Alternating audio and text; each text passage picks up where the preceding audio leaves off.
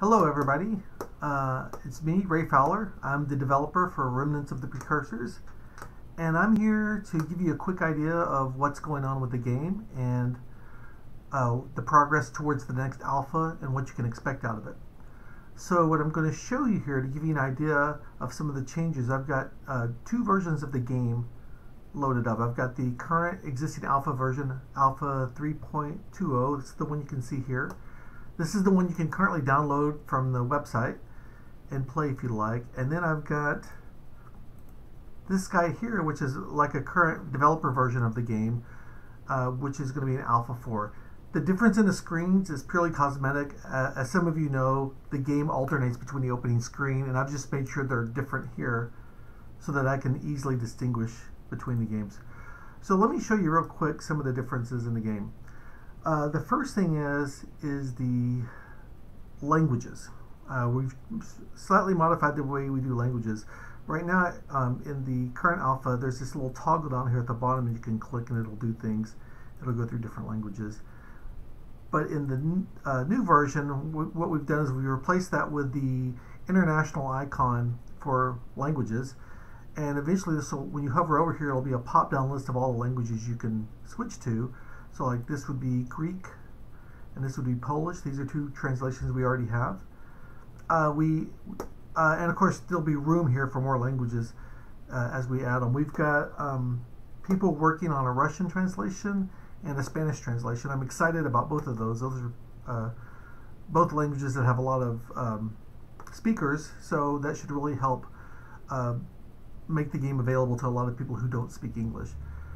And of course, I think the goal is probably when we release to probably have the top 10 languages all supported. You could probably go look on Wikipedia and see what those are. But to give you an idea, that's something we're actively working. So let me show you some of the changes in Alpha 4. There's a lot of UI revamp as we continue to do the work where we improve the original UIs that I originally wrote based upon the original game, but we've since brought a graphic designer onto the team, and she's done a great job in redesigning these screens so that they have the same functionality, but they look much better and more modernized. So let's go to the new game. This is what the new game looks like here.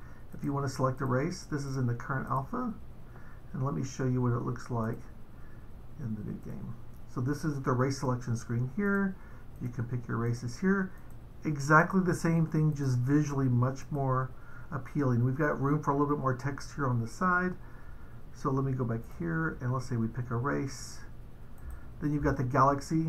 This is very crude. This is the kind of user interface you would expect a programmer like me to come up with. I'm not really good at this part, so I was very happy when we had a graphic designer basically offer her services. So this is what it looks like now. So now you can see, you can pick these different systems here, like different sizes. And notice the number of rival empires you have changes. You've got a maximum number of opponents here. So if I go to like a large screen here, I can have 20 opponents, and I can come up here and say, oh, give me 20. Right? And then you can click on these and say, I want to play the Borathi. You can have up to 3 of each race. So you can have like 3 Borathis. So if I try to put in the Arcadian here, I can't. So you can even play against races that are the same, empires that are the same race as you. So if you're playing a Silicoid, you could play against other Silicoids. So for example, you might want to do like a, maybe like a small map with like 2 opponents or something, and you make them both the same race. I don't know. The option is there, right? So you've got a lot more options to do with the galaxy selection. So I hope you like that. The other thing, the other UI that was changed, which is really nice, is the technology screen, which I've just finished. So what I'm going to do is I'm going to pull up an old game here and show you what the old tech screen looked like. This button right here on the tech. So as you can see, anyone who's played the original game, this is very much constructed or based on the original Mu game. You've got these 6 categories here of research, and when you click on these buttons, you see a list of technologies that you've already researched, and you can click on those and see the description at the bottom. And over here at the right, you can adjust these sliders and control how you want to do your research. So one thing I really wanted to do is I wanted to bring the tech tree to the modern era. At least I wanted it to be like a graphical tree like we see in games nowadays. So I'm going to load this game I've got going here, where I've been playing the Cylons, and I'm going to go to the new tech screen. As you can see here, you've still got your 6 categories here: computer, construction, force fields, planetology, propulsion, and weapons. And you can click on these and open up the tree for those. You've still got your sliders over here if you want to adjust your spinning, but you've got an equalize button now that you can click on right there. And the thing is within each research area, you can also mouse wheel through these and go to different ones. So you've got like this visual tree here, right, which tells you, like, see, so the green ones are ones you've studied, yellow is what you're currently studying, and the brown ones are the technologies in the tier that you haven't studied. Now what's really interesting about this particular case here is they never studied a technology in the first tier, and you would think, oh, that's a bug, right? But in this particular game, the first thing the Cylons did is they discovered an artifact world and discovered class 3 deflector tech shields. So they were able to immediately jump up here, right? That was kind of interesting. And you can see, you know, the usual stuff like how much research you have left to do. Like this one has got like 8% left. So it's pretty cool. It's a much nicer visual look. I love it. And you can also see the text available for research that you haven't researched yet, these brown ones, and you could not see those in the original one. So that's really nice.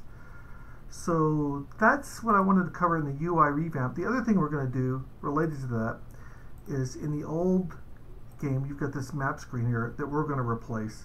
This is not really a good map. So in the next alpha, this will be fixed too. So, okay, so I'm going to, it's flickering here. All right. So now I'm going to go back to the new game here. So let's see, what else do I want to talk about? Oh, another nice feature, very minor, but some people were asking for it, is these preferences for your sound and music and animations and whatever. It'll now remember those. It saves those off in a configuration file, and when you start up the game, it'll resave that. It's a very minor feature, and it's kind of like a bootstrap for a larger configuration screen when we get to that point. But a lot of people have asked for that. The other thing that's going to be in Alpha 4, of course, the big one is the Mershan race.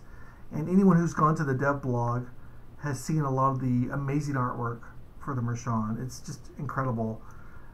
So they'll be the 8th race in the game, and they'll be in the next Alpha, which is going to be around July. And I think all that's left will be the humans and then the Clicons. And let's see, Alpha 4 is going to be in July. The next alpha will be at the end of the year, and that's where we add all tactical ship combat. There won't be a new race in there, but ship combat, which is the last huge feature outstanding, will be added by the end of the year. And then next year we'll add the last 2 races and random events, and game's going to be done, right? It'll be Mu 1, and we'll start a beta. Once it's feature complete, we'll actually start a beta and work out bugs and finish up all the polish. Things that you don't really need to play, but that really make the experience better. And then finish up translations and things like that. And at some indeterminate time after that, we'll officially go gold, call it 1.0, and then start working on stuff after that.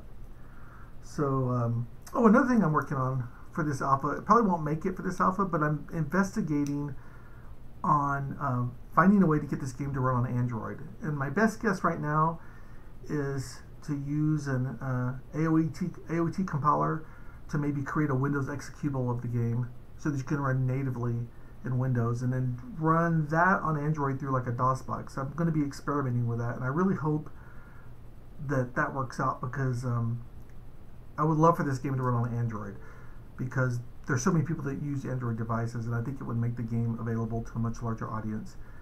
I can't really develop specifically for Android, because if I were to do Java and Android, then that Java would be incompatible with Windows, Mac, and Linux, and I'm not really willing to make that trade-off. So let's see, the last thing I wanted to talk about, the subreddit. So as some of you know, and probably most of you don't know, there is a subreddit called ROTP, for Remnants of the Precursors, and I try to encourage people to go out there for each alpha to report bugs or whatever. But I've kind of been going around the internet a lot, and it seems like I've come to the opinion that Reddit is probably the best place to build a community around a particular game, as opposed to like some particular game forums. So I would like to encourage people who haven't done so to go to the subreddit, and hopefully by the time Alpha 4 comes out, the community will build up, and people that have questions or want to talk about the game. I know it's not that exciting yet, but eventually the subreddit will build up, and it'll be a nice place where if people want to talk about it, we can consolidate it. Because right now I feel like there's a million Master of Orion 1 fans out there, and they're all spread out. So it would be kind of nice at some point if, you know, they would have something to talk about in one location instead of having to jump around. So anyway, that's the last thing I wanted to mention. Always check the blog, check Twitter or whatever. I try to keep that up. It's a lot of work, but I want people to know about this game. I know it's free. I'm not going to make any money on it, but I want people to know about this game because I think it's going to be really cool. And that's all I got to say. Thanks for watching, and keep your eyes out for July for the next alpha. Thanks.